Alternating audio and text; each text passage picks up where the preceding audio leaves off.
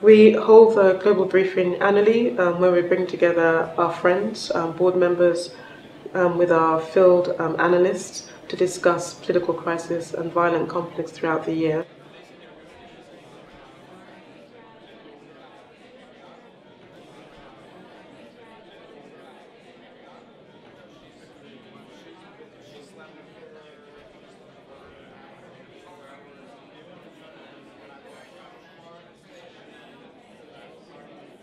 My name is Louise Arbour. I am the President and Chief Executive Officer of International Crisis Group. As I begin to highlight what I view as the shortcomings of existing frameworks for conflict prevention, I want to stress that some of it is actually working, and that what is not working is fixable. So let me first turn to international criminal justice, which is now anchored, as you know, in a decade of work by the International Criminal Court. I don't think that we have yet resolved the inevitable tensions between peace and justice in a really workable fashion. Security Council referrals to the International Criminal Court, in my opinion, are very problematic. 2 referrals by the Security Council to the ICC in the cases of Darfur and Libya, respectively, have done very little to enhance the standing and the credibility of the ICC, the International Criminal Court, let alone contribute to peace and reconciliation in their respective regions. 3 permanent members of the Security Council are not party to the statute that created the court, and all 5 permanent members can, of course, use their veto to shelter themselves and their friends from this expansion of responsibility.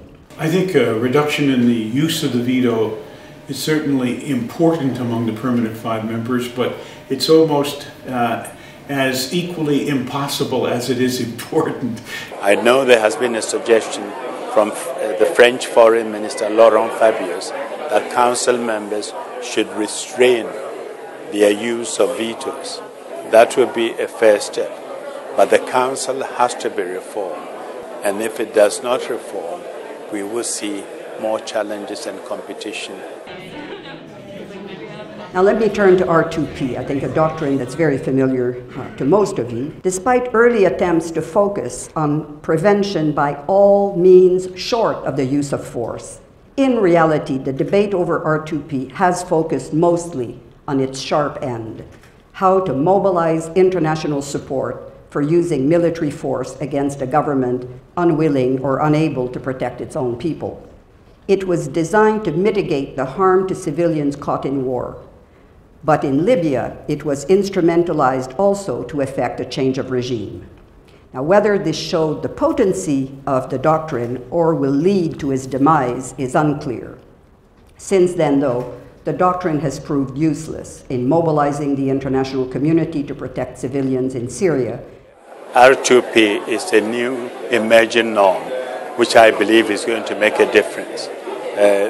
It has raised questions the way it was applied in Libya, and it became an issue for me during my negotiations on Syria, particularly with the Russians and the Chinese, who believed that the resolution morphed too quickly into regime change.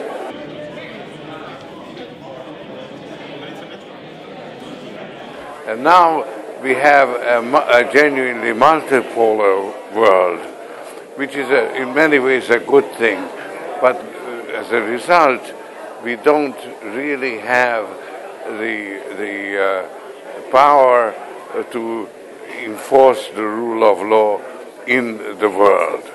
Third, let me say a few things about peacekeeping. And let me give you some examples. The newly deployed so-called intervention brigades in the Democratic Republic of Congo.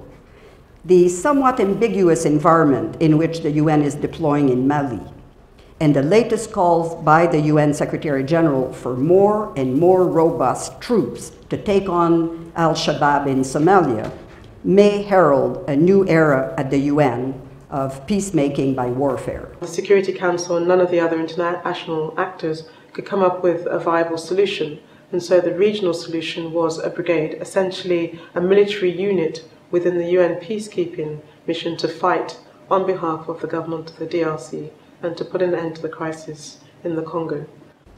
Do keep in mind over the next 2 days that events each year expose new weaknesses and contradictions in the very doctrines and institutions, the tools we have for conflict management.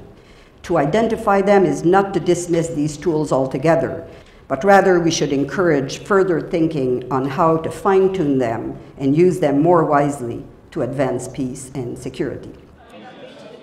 This is my second or third time to participate in the global briefing. And my sense, it gets better every year. And I think that we had a very interesting discussion, from which I learned a lot.